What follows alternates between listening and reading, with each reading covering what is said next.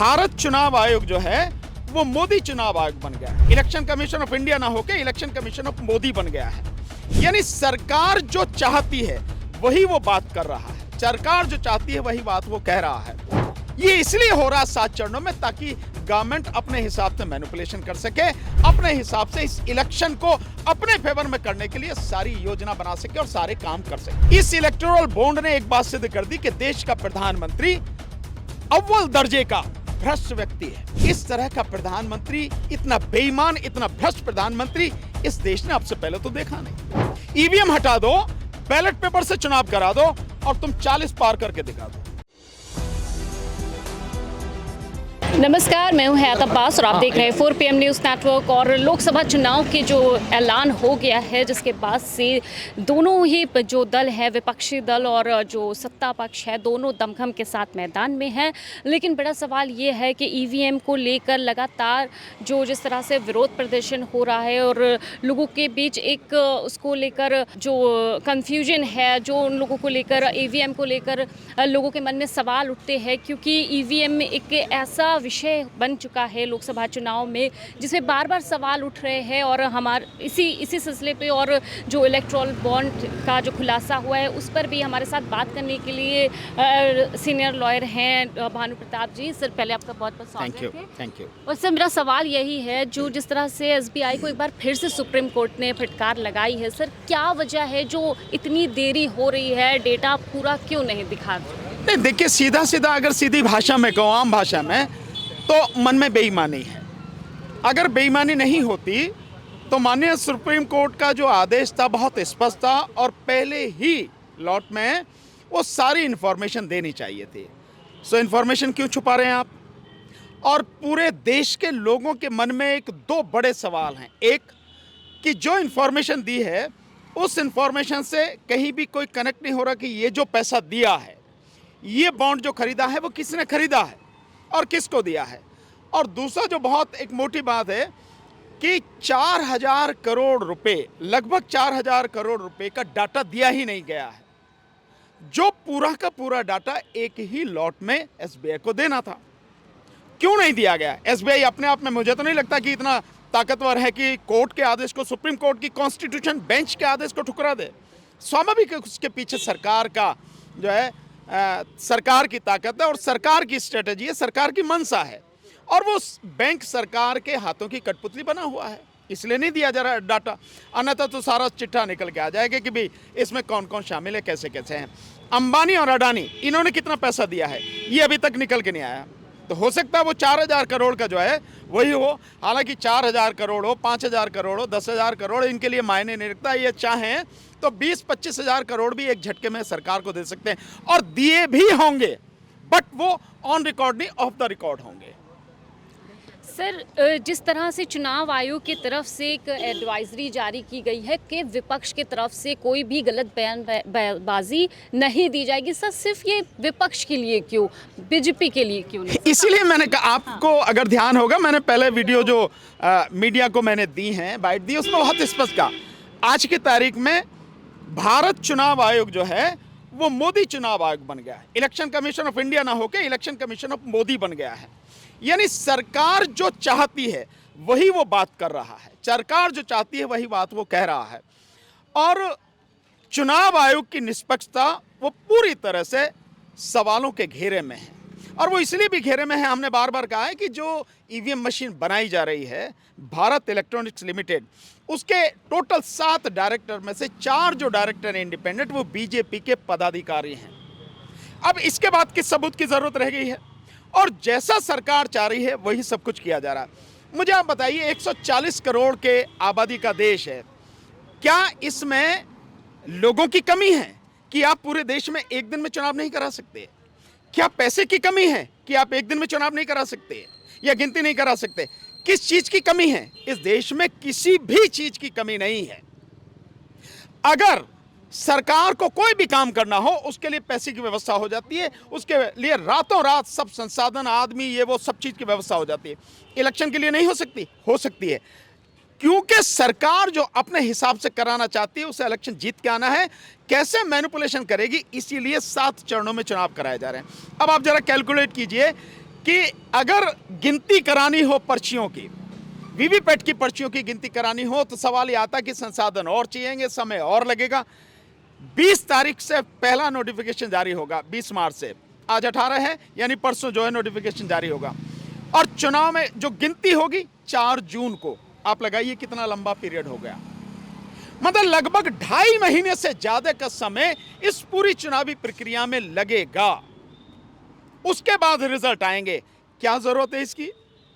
ये इसलिए हो रहा है 7 चरणों में, ताकि गवर्नमेंट अपने हिसाब से मैनिपुलेशन कर सके, अपने हिसाब से इस इलेक्शन को अपने फेवर में करने के लिए सारी योजना बना सके और सारे काम कर सके। सिंपल सा है। सर, ईवीएम पे जब सवाल किया जाता है चुनाव आयोग से, तो वो शायराना अंदाज में जवाब देते हैं। सर, कहते हैं कि हर बार ईवीएम के खता आप लोग दिखा देते हैं, जबकि ईवीएम इस पे दोषी नहीं है। कैसे? देखिए, बहुत सिंपल सी बात है, हम तो बहुत समय से कह रहे हैं, लेकिन मैं 2 सवालों से आपकी बात का जवाब देना चाहूंगा।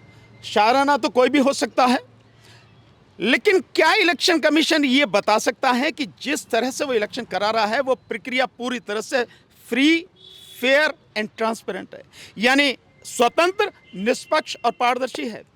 नहीं है, बिल्कुल भी। वो क्यों नहीं? इसका बहुत मोटा सा तो यही है कि जो आप ईवीएम के माध्यम से चुनाव करा रहे हैं, जिसमें पर्ची दिखाई जाती है, आप उसकी गिनती नहीं कर रहे हैं, वो आपके हाथ में नहीं आती, और जिसके विषय में कुछ नहीं पता, अंधेरे में है, जिसको आप मालूम ही नहीं कि इसमें वोट गई भी है, आपके रजिस्टर हुई भी है, नहीं भी हुई, आपके फेवर में है, किसके फेवर में, उसमें आप उसकी गिनती कर रहे हैं। तो ट्रांसपेरेंसी कहाँ है? नंबर 1। नंबर 2, जो बार बार ये बात कर रहे हैं, चुनावी प्रक्रिया ऐसी होनी चाहिए कि इस देश में साधारण से साधारण व्यक्ति, आम व्यक्ति, अनपढ़ व्यक्ति भी उस प्रक्रिया को समझ सके कि मैं जिस कैंडिडेट को और जिस पार्टी को वोट देना चाहता हूं, वो बिल्कुल साफ साफ मुझे नजर आ रहा है कि मैंने उसी को दिया है और मेरा वोट उसी के खाते में गिना जाएगा। मैं बाकी और टेक्निकल जो चीजें हैं उनके विषय में डिस्कस करने के बजाय, बहुत 2 मोटे से सवाल है। क्या इलेक्शन कमीशन कह सकता है? आपने इलेक्शन कमीशन की पूरी आपने वो देखी है, वीसी, और उनका शायराना अंदाज भी देखा है। अगर कोई सरकार की गुलामी करने लगे तो जो मन में आए कर लो, उसे ये लगता है कि मैं जो कर रहा हूं वो ठीक है, मुझे बचाने वाले हैं सब कुछ। लेकिन इंसान को डरना चाहिए कि पब्लिक अगर खड़ी हो गई तो फिर कुछ बचता नहीं है। पर फिर मैं ये कहता हूं, क्या इलेक्शन कमीशन ये जो मैंने 2 सवाल बताए, इनका जवाब दे सकता है या दिया है? इनका जवाब उनके पास में नहीं है। और प्रक्रिया वही होनी चाहिए कि आम व्यक्ति भी उसको जानता हो। सर, अब तो चुनाव बहुत करीब आ गए हैं, एक तरफ विपक्ष है, तो सर कैसे कुछ हो पाएगा? क्योंकि ईवीएम पे तो अब नहीं रोक लग सकती है, तो अब कैसे ये मालूम किया जाए कि धांधली नहीं होगी इस बार चुनाव में? नहीं, धांधली तो होगी। अगर धांधली नहीं होती तो ईवीएम से चुनाव नहीं होता। हालांकि बहुत लोग कहते हैं कि बैलेट पेपर से भी चुनाव तो होता। एक मैं बहुत छोटा सा कह सकता हूं, अगर बैलेट पेपर से चुनाव होता तो पकड़ में आ जाता है, जैसे चंडीगढ़ पकड़ में आ गया। लेकिन ईवीएम से तो आप पकड़ भी नहीं सकते ना, एक बात। दूसरी बात यह है कि व्यक्ति को अंतिम क्षण तक प्रयास करना चाहिए। अंतिम क्षण तक पता नहीं होता जीत कब मिल जाए, पासा कब पलट जाए, व्यवस्था कब बदल जाए, कुछ नहीं कर सकते। हम लोग जब तक ही ईवीएम नहीं हटेगी, हम लोगों की लड़ाई जारी रहेगी। और इसके लिए हम जो भी कर सकते हैं, हमारी टीम, हमारे पूरे साथी मिलके, और आज की तारीख में हमारे साथ में, जैसे हमने बताया आपको, पूरा किसान संगठन, सभी जो 3-4 मोर्चे किसानों में बने हुए हैं बड़े बड़े, जैसे संयुक्त किसान मोर्चा, अभी उनकी रैली हुई 14 तारीख को रामलीला मैदान में, मैं वहीं पता। इसके अलावा संयुक्त किसान मोर्चा अराजनीतिक वो भी, और एक बना है करीब 100 से ज़्यादा संगठन में, जिसमें विशेष रूप से हरियाणा से जुड़े हुए किसान संगठन हैं। उनमें वो साझा किसान मजदूर मोर्चा, वो भी सब हमारे साथ में हैं। हम लोग बहुत जल्दी खाप पंचायतें हैं, उनसे भी हमारी बात हुई है, उनसे भी मुलाकात करके इस स्ट्रेटजी को एक फाइनल रूप देना चाहते हैं। अभी जो हम लोग कर रहे हैं, हमने जो दिया हुआ है 14 तारीख को, जो हमने एक कॉल दी थी कि जो ट्विटर पे है, उस पर हम एक हैशटैग चलाएंगे, वोट चोर VCI, जो इलेक्शन कमीशन ECI, वोट चोर ECI, वो हमने चलाया। और 19 तारीख को, कल जो है, हम लोग हैशटैग चलाएंगे, पूरे देश में चलेगा, उस पर उसका मोदी हटाओ देश बचाओ, ये हैशटैग चलेगा। और इसके अलावा 23 तारीख को शहीद आजम भगत सिंह जी का जन्मदिन है, तो सॉरी, शहीदी दिवस है। उस शहीदी दिवस पर हमारी तरफ से लोगों से कहा कि पूरे देश भर में सब लोग जो जहाँ भी हैं, कोई गांव में है, शहर में है, मोहल्ले में है, जिले पर, तहसील पर, ब्लॉक पर, कहीं भी है, जितने भी लोग हों, 10 हों, 5 हों, 20 हों, 50 हों, 100 हों, 1000 हों, सब लोग इकट्ठे होके शहीद आजम भगत सिंह जी की और बाबा साहब डॉक्टर अंबेडकर की फोटो लगा के वहाँ पे ईवीएम का विरोध करें, उपवास रख के, पूरी तरह से व्रत रख के, सुबह से लेकर शाम तक, और उसके बाद उसकी वीडियो बनाएं और सब लोग सोशल मीडिया पर वो वीडियो डालें। यही हम लोगों ने कहा है और देखते हैं 23 तारीख को क्या होता है। और उससे पहले हम लोग आई होप कि 2 दिन के अंदर हम लोग बैठ के मीटिंग करेंगे, आगे का हमारी रणनीति क्या रहेगी वो हम सब डिसाइड करेंगे। सर, इलेक्टोरल बॉन्ड जो है एक बहुत बड़ा भ्रष्टाचार है जो सरकार का खुलासा हुआ है, तो सर उसके लिए आप लोग क्या कुछ करेंगे, कैसे लोगों को अवेयर करेंगे कि क्या कुछ हुआ, इसके लिए क्या कुछ? मैं समझता हूँ आज पूरी डिटेल आ जाएगी। हम लोग अभी इसलिए हमने बोला है, लेकिन अभी हम पूरी तरह से नहीं, क्योंकि आज जो मांगा है इलेक्शन का, उसने सुप्रीम कोर्ट ने जो मांगा है स्टेट बैंक से कि भाई वो जो नंबर है, हर बॉन्ड पर जो नंबर पड़ा हुआ है, जो खुली आंख से नहीं दिखता और उसके लिए एक स्पेशल लाइट चाहिए, उसमें वो दिखता है, तो वो सारे नंबर बताओ। वो आने के बाद में जब पूरी पिक्चर क्लियर होगी तब पता लगेगा कि ये बॉन्ड किसने खरीदा और ये बॉन्ड किसको गया, तब सारा लिंक जुड़ेगा ना। उसके बाद हम लोग इस पे बोलेंगे, बात करेंगे। लेकिन एक बात तो पक्की है ही है, इस इलेक्टोरल बॉन्ड ने एक बात सिद्ध कर दी कि देश का प्रधानमंत्री अव्वल दर्जे का भ्रष्ट व्यक्ति है। ये बात तो अब किसी से छुपी नहीं है। हालांकि इससे पहले भी हम लोग जो पीएम केयर फंड है, और आप देखेंगे, अगर उनको देखें आप, उसको सुब्रमण्यम स्वामी को जो उनका इंटरव्यू हुआ है शायद द वायर पे या द न्यूज़ लॉन्चर पे हुआ है, उसमें उन्होंने कहा है कि इससे भी बड़ा घोटाला है। तो ये तो अभी सामने आ रहा है, 16,500 करोड़ का जो सारा ये इलेक्टोरल बॉन्ड खरीदे गए हैं, उसमें जो 11,500 करोड़ तो केवल बीजेपी को मिला है, ये सब सामने आ रहा है। और इससे ज़्यादा घिनौनी बात क्या हो सकती है कि प्रधानमंत्री उन लोगों से सौदेबाजी कर रहे हैं जो अपराधी हैं, उन लोगों को पकड़ के ईडी और सीबीआई के माध्यम से उन पर दबाव डाल के उनसे पहले इलेक्टोरल बॉन्ड खरीदवाते हैं, देन उनके साथ बैठ के सौदेबाजी करते हैं और फिर उनको ठेका देते हैं। तो जो ठेके दिए जा रहे हैं, क्या उसमें पैसे की लूट नहीं हुई होगी? जैसे एक कंपनी है, उस कंपनी को जो उसने इलेक्टोरल बॉन्ड खरीदे, उसके बाद में 14,000 करोड़ का ठेका दिया गया, तो 14,000 करोड़ के ठेके में 1,000-1,500 करोड़ की डील नहीं हुई होगी? क्या हुई होगी? लेकिन वो सामने नहीं है। तो जो सामने आ रही है वो ही इतना बड़ा है, जो सामने नहीं आ रहा वो कितना बड़ा होगा। और इसी तरह के कितने घोटाले हैं। और इतनी बड़ी मजेदार बात है, एक कंपनी है, कलकत्ता की कंपनी है, 2 करोड़ रुपए का उसका टर्नओवर है सालाना, 2 करोड़ रुपए की इनकम है उसकी, और वो 50 करोड़ से ज्यादा के जो है इलेक्टोरल बॉन्ड खरीद के देती है जब उस पर रेड पड़ती है। मतलब जिसकी आमदनी ही 2 करोड़ है, वो 50 करोड़ का बॉन्ड दे रही है, 50 भी बल्कि शायद इससे ज्यादा है, इतना वो दे रही है। तो समझ में नहीं आता, आप उसे छोड़ दे रहे हैं, क्या कर रहे हैं आप? सौदेबाजी कर रहे हैं ना। तो जिनको आप अपराधी कह रहे हैं, जिनको भ्रष्ट कह रहे हैं, उनसे आप सौदेबाजी कर रहे हैं और उसके बाद सौदेबाजी में उनको ठेके दे रहे हैं, उसमें भी आप अपना हिस्सा ले रहे होंगे। इस तरह का प्रधानमंत्री, इतना बेईमान, इतना भ्रष्ट प्रधानमंत्री इस देश ने अब से पहले तो देखा नहीं। और ये जो चीजें हैं अभी आप देखेंगे जब खुलेंगे। अभी तो सरकार इनकी है, कुंडली मार के बैठे हैं, सब उनके कब्जे में। जिस दिन ये सरकार बदलेगी, उस दिन जब जांच होगी, उसके बाद कितने घोटाले नजर आएंगे, मैं समझता हूं पूरा देश हैरान रह जाएगा, पूरी दुनिया दंग रह जाएगी, जितने बड़े बड़े घोटाले किए गए हैं।